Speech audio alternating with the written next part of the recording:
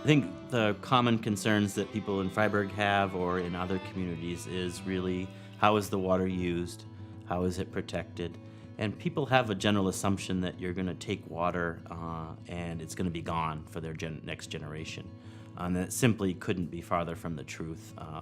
Poland Spring would have nothing to gain and everything to lose if we were to deplete aquifers or water levels in Maine. Then the next question is, how is it renewable? Well, your bedrock water is very old water. It's taken a long time for it to migrate through the soil into the surface of the bedrock and into the different fissures there.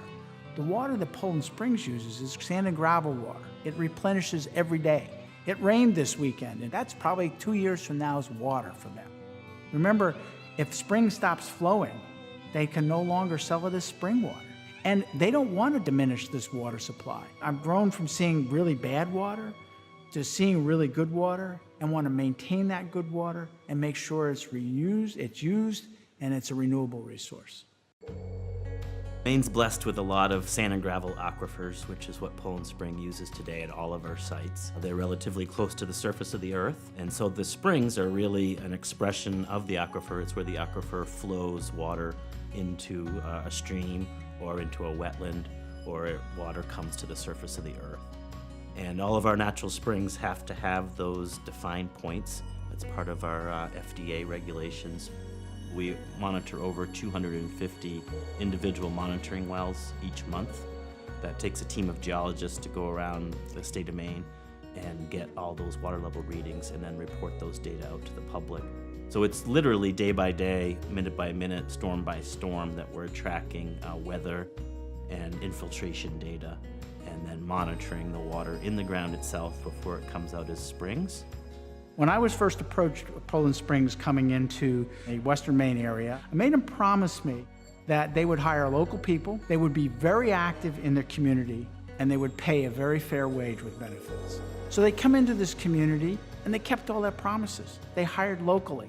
Then they paid a very fair salary with benefits and have become very active in the community. That's the kind of business that I want in the state of Maine. One, you're accessible and you have really solid data to share, and you take the time to share those data over a long period of time. Really helps build trust, whether you're in a new community or if you've been in the community as long as we've been in Fryeburg for almost 20 years, is really showing up and showing those data and keep repeating that cycle. This is Mainers working in Maine.